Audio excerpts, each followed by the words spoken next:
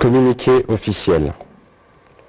Le président de la République, chef de l'État, commandant suprême de forces armées de la République démocratique du Congo et de la police nationale congolaise, a présidé ce samedi 29 octobre 2022 à la Cité de l'Union africaine à Kinshasa, une réunion élargie du Conseil supérieur de la défense.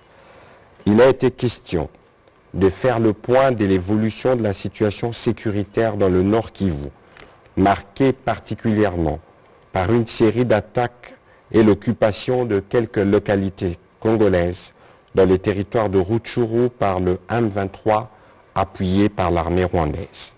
À la lumière des différents rapports recueillis sur terrain, dont celui du Centre conjoint des opérations, équipé des drones de surveillance, il a été observé ces derniers jours une arrivée massive des éléments de l'armée rwandaise pour appuyer les terroristes du M23 en vue d'une offensive générale contre les positions de forces armées de la République démocratique du Congo.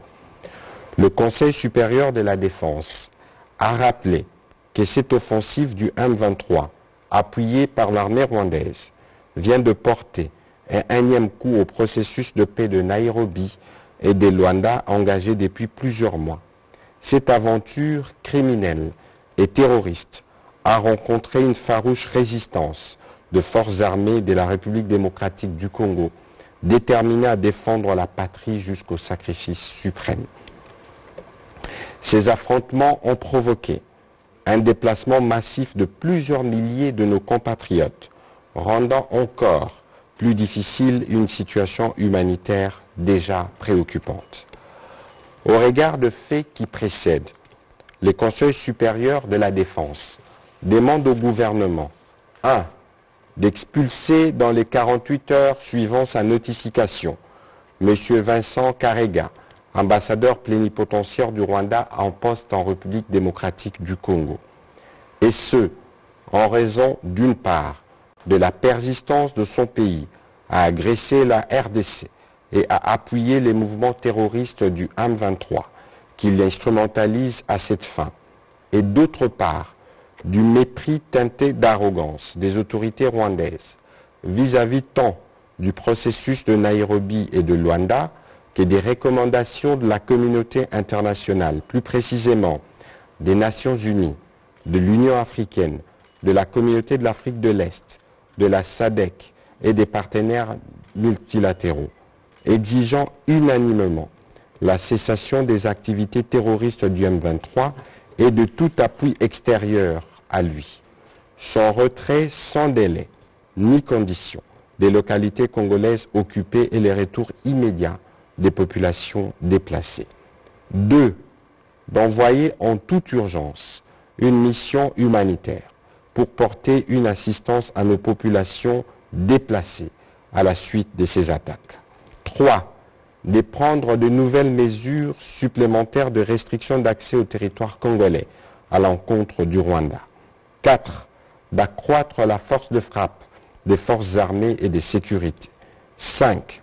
De réaffirmer la volonté de la République démocratique du Congo de rester engagée dans les processus de paix de Nairobi et de Luanda en vue de restaurer durablement la paix, la sécurité et la stabilité dans la région des Grands Lacs. En ces moments particuliers où l'unité nationale est menacée, le Conseil supérieur de la défense a félicité les forces de défense et de sécurité de la République démocratique du Congo pour leur bravoure et leur détermination à défendre l'intégrité territoriale de notre pays, à protéger les populations ainsi que les institutions de la République. Il les exhorte à poursuivre leur noble mission. En vue de préserver l'unité nationale, le Conseil supérieur de la défense a rappelé la recommandation du président de la République, chef de l'État, celle de s'abstenir de tout type de discours, actes de violence ou de stigmatisation contre les communautés rwandophones pour ne pas prêter les flancs à l'ennemi. Il a encouragé les services de sécurité à veiller à la stricte observance de cette recommandation. Enfin, le Conseil supérieur de la défense remercie le peuple congolais pour l'élan de solidarité et de patriotisme manifesté à l'endroit de nos forces armées et de nos populations touchées par cette agression. Il a annoncé que le président de la République, chef de l'État, s'adressera à la nation dans les prochains jours. Fête à Kinshasa, le 29 octobre 2022, pour les Conseils supérieurs de la défense élargis. Patrick Muyaya, ministre de la Communication et des Médias, porte-parole du gouvernement. Je vous remercie.